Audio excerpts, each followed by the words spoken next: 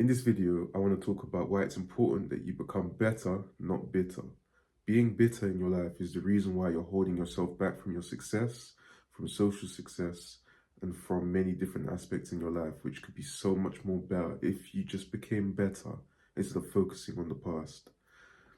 Whenever I've been bitter in my life as a result of things that I haven't been able to control, such as disrespect from family members or friends or the people that you thought were supposed to protect you, care about you, and understand you emotionally and intellectually, I've always put myself on the back burner and told myself it was my fault that they've treated me a type of way. As a result, it kind of meshes with my identity, and I become that person that says, it's my fault that I'm going through these things in my life. It's my fault that I don't have the type of relationships that I want. And I guess, you're supposed to have this level of accountability where you make everything your problem. You make everything your own, I guess, downfall in a sense. You say, it's my fault that I'm not this. It's my fault that I'm not that. But at the same time, I've learned that that thinking and that mindset is what perpetuates a feeling of helplessness. That yes, it is your fault that, you don't have the relationships or just in general the happiness that you want.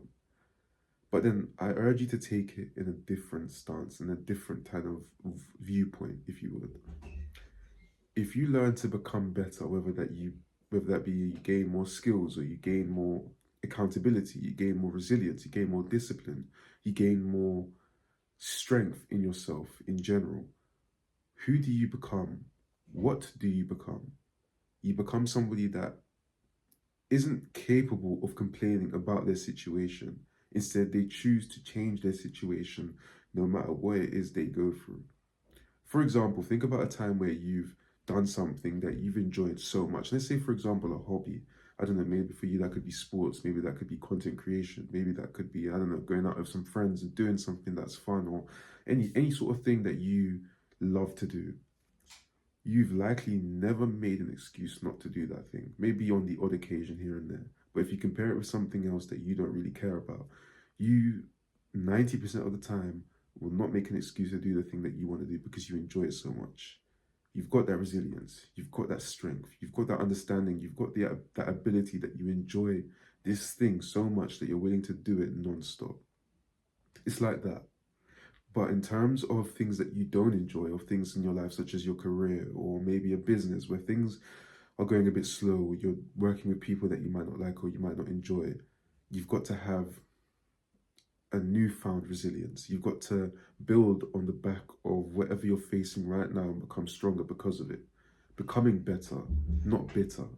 And I think this also goes for relationships as well. Let's say, for example, you've broken up with somebody and they've chosen somebody else. And that can be the greatest form of rejection, and it hurts because, you put yourself forward to be with somebody. You put yourself in a position to become vulnerable and, just enmeshing your identity with somebody else. So it's a very strong form of rejection.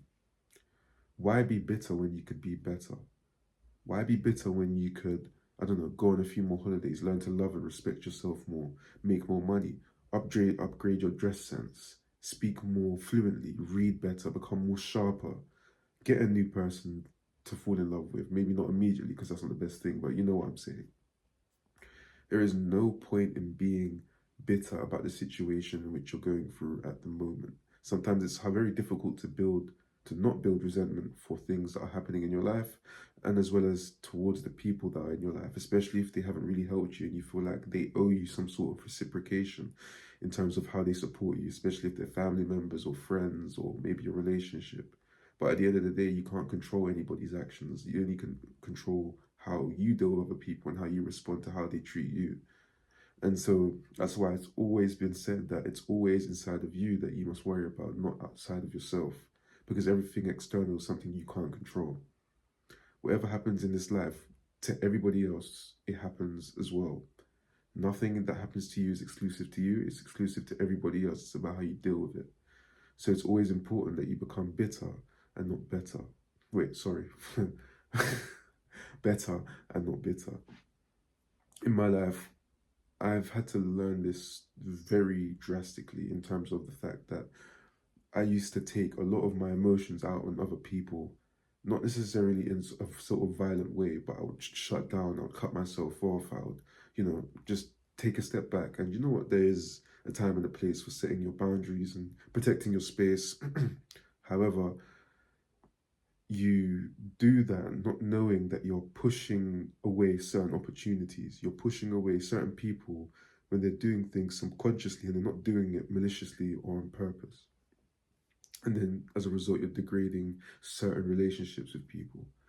Sometimes it's better not to look at them for what they've done, but to look at them as they are and not judge that.